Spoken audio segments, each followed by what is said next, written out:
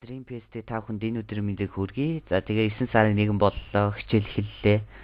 За тэгээд энэ удаагийн хичээлээр одоо та бүхэнд 6 төрлийн зурагны өнгийг одоо янзлах талаар хичээл хүргэх гэж байна. За тэгээд яагаад энэ хичээлийг хүргэж байгаа гэхээр та бүхэн мэдээж одоо зураг авахулж одоо найз нөхдөдтэйгээ уулзаж за тэгээд Facebook, Hi-Tag гэх мэтлээ одоо тавих байх. За тэгээд мэдээж таны зурагны өнгө одоо эсвэл таалагдахгүй юм уу эсвэл хитрхи тод өнгөтэй болсон, хитрхи нар тусцсан. За тэгээд тийм байх гэд та бүхэнд одоо энэ хичээлийг хүргэж байна. За тэгээд эхэлцгээе. За энэ зурган дээр харахад одоо нарны тусгал одоо жоохон хитрхи хэрсэн байгаа харж байгаа. За тэгээд жоохон тодч биш. За жоохон тэгтээ яг хуу энгийн одоо зураг байгаа харж байгаа. За тэгвэл энийг яаж янзлах вэ гэхээр одоо та зургаа оруулаад за тэгээд энэ black white гэдэг дээр дарна. За тэгээд өөрчлөлтийг харъя. Илүү тод за тэгээд нарны тусгал илүү тод харагдаж байгаа. За тэгээд тэр арын үүлний хэсэг одоо илүү гой цэнхэрт болж өгч харж байгаа.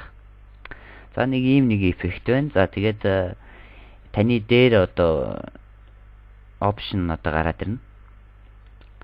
За тэгээд хэрвээ та өөрөөхөө одоо яг болсон гэж үзэж байгаа бол одоо яаж тааруулсан болно. Заавал одоо энэ дээр байгаа одоо намайг дуурах хэрэггүй. Сайн гэж нь одоо яг одоо тэр далайн хэсгийг харж байгаа та бүхэн. Яг ногоороо тарагдж байгаа. За энэ бол үүлний хэсэг нь. Тэгээ үүлний хэсэг нь одоо үйл нь баг болох, их болох. За нэг ийм нэгэн эхний нэгэн эффект байна. За тэгээд цэнхэр өнгө нь мэдээд цэнхэртэй холбогдох учраас зөвхөн цэнхэр өнгийг одоо тодруулж бүдгэрүүлнэ. За ягаан өнгө нь одоо ягаан өнгө байхгүй учраас юуж болохгүй бах. За нэг ийм нэг эффект байна. За тэгээд дараачийн эффект нь юу вэ гэхээр за харцгаая. Анх мэдээж ийм зураг байсан. За өнгөний зохицол их бүх юм нь маш төгс зогтсон байна. За тэгээд эний өнгийн солио гэвэл за мэдээж бас өнгийн сольж бас өөр өнгөтэй болох бах. За тэгээд энийг нь Ctrl U гэж дараад тэгээд өнгийн солино. За эсвэл та layer adjustment за тэгээд энэ hue saturation гэдгийг дараад тэгээд өнгөний өдөр одоо энийг гаргаж ирнэ. За тэгээ энийг одоо яаж хийх вэ гэхээр за өөрийнхөө хүссэн өнгөн дээр тааруулж болно. За тэгээд тод бүдэг за эсвэл зөвхөн энд байгаа өнгөнийх нь хэсгээр нь за тэгээ эсвэл байхгүй болгох. За эсвэл бүр өнгийн илүү тод болгох. За мэдээ colorize гэдгийг чагталж байгаа та бүхэн энийг хийх хэрэгтэй. За нэг ийм нэг эффект байна. За дараачийн эффект нь бол бас за харцгаая. За энгийн нэгэн зураг. За тэгтээ арын фон илүү цагаан болцсон. За тэгээд тийм байна. За энийг яах вэ гэхээр та бүхэн ийшээ доод хэсэг рүү орж агаад за тэгээд levels гэдгийг гаргаж ирнэ. За одоо levels гаргаж ирнэ. За levels гарч ирэхээр илүү тод за улаан өнгөтэй болж орж байгаа. За тэгээд levels дээр яах вэ гэхээр одоо энэ red гэдгийг дараад за тэгээд энэ өөрөө хүссэн одоо улаан илүү тод болгох. За тэгээд эсвэл жоохон ногоон тийшээ хандуулах. За тэгээд за улаан болгоцсон. За тэгээд энийг яах вэ гэхээр та бүхэн одоо өөрийнхөө одоо зураг дээр дарж агаад за одоо convert smart object. За энэ яах вэ гэхээр та өөрийнхөө зургийг одоо энэ levels-ээ одоо буцааж одоо тань таалагдахгүй байвал одоо буцааж одоо өнгийн солих боломжтой болгож байгаа юм. За тэгээд зураг дээрээ тааруулж агаад за filter lens correction. За тэгээд system гэдгийг дарж агаад amount-ыг хасах 100 болгоно. Тэгэхээр энэ хоёр тал нь ингэж одоо сүйдэлж өгнө. За тэгээ окей гэдгээ дарчихна. За тэгэнгүүт таны зураг одоо илүү одоо гоё сонирхолтой болж өгч харж байгаа. Одоо яг мэрэгжлийн зурагч авсан шиг. За тэгээд дараач хэсэг нь юу вэ гэхээр заардгая. Бас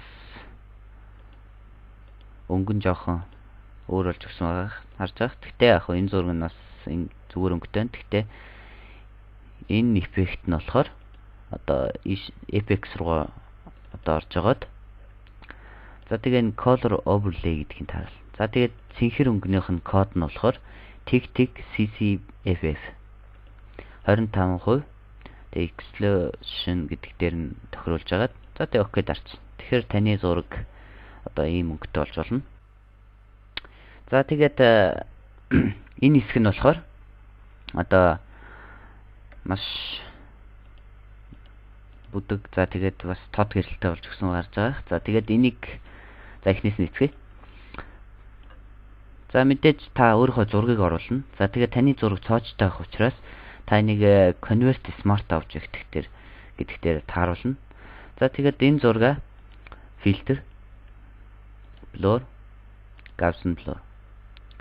За тэгээд энийг 6.1 дээр тааруулах болно. За тэгээд энэ хажуу тал руу н ороод тэгээд screen.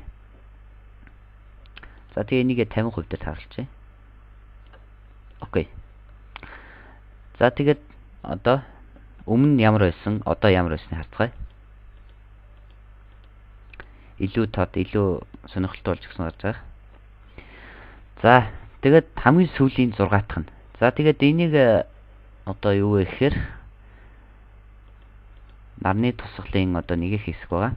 Одоо нэг тийм өөдөөс нэг тийм бөмбөлгөн хэлбэртэй гарч ирээд идэг. За тэгээд энийг яаж хийх вэ гэхээр би та бүхэнд татаж өгөхөөр тавьсан байгаа. Одоо энд маш олон төрлийн гэрлийн хэсгүүд байгаа. Жишээ нь машины гэрэл лидер болоход хэрэг болох бах. За тэгээд маш том учраас Ctrl T гээд дарж байгаа хэмжээг нь багасгаж өгөөд.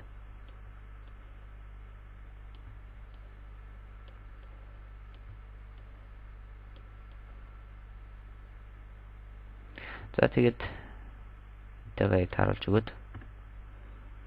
Тэгээд screen гэдэг дээр тааруулна.